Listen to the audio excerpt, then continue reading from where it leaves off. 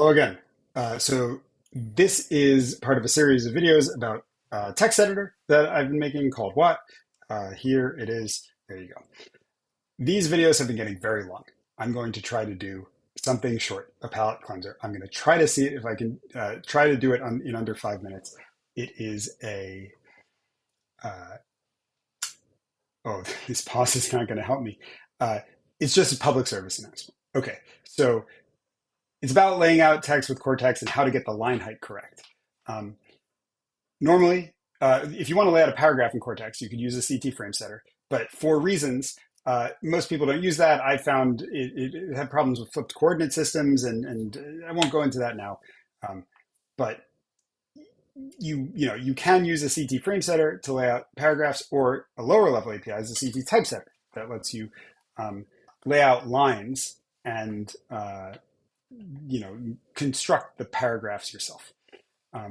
And when you do that, you want to stack the lines each on top of each other, so that in order to make a paragraph out of the lines. And when you do that, by default, you ask for essentially the bounding rectangle of each line. And when you stack them, it appears that everything appears too short.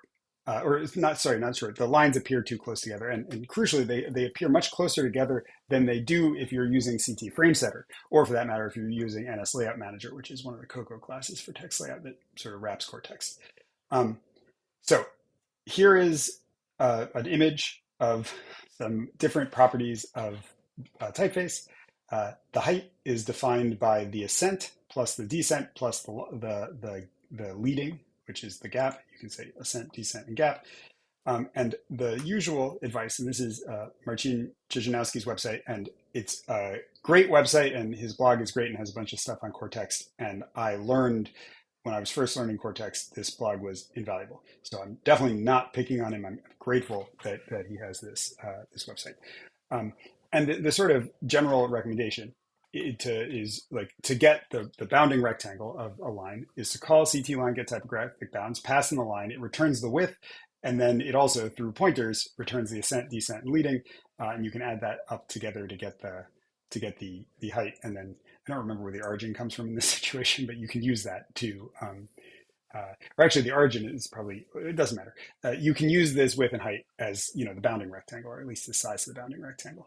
But the problem is when you do that, you end up with lines that are too close together, even though you're asking for the leading. And the reason is because the leading is usually returned as 0 for most typefaces. And if you ask, how do you deal with this? You get this answer here, or other answers like this, which is basically, if the leading is 0, you want to add a delta, and that delta is just 20% of the line height. Remember, the line height is the ascent plus the descent plus the leading, but because leading is 0, it's just the ascent plus descent. And so the answer is just, if leading is 0, then add 20% to the height that you get from CTLineGetTypographicBounds.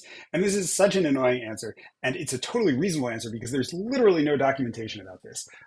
Besides this WWDC video from 2012, and it's called Core Text and Fonts. It was given by a talk given by Ned Holbrook, who I believe still works at Apple doing typographic type stuff.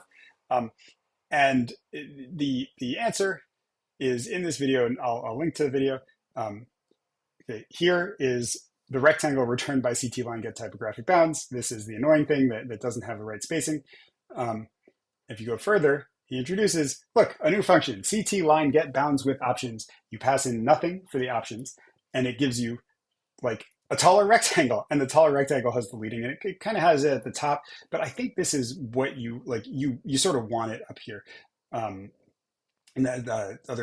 so if you stack lines using a rectangle that you got using CTLineGetBoundsWithOptions and passing in 0 for the options, passing in no options, it'll just work. You'll get what you want. And so you should use this. You should use this function instead of the CTLineGetTypographicBounds, and you'll just be happy, and you won't have to do any 20% fudging.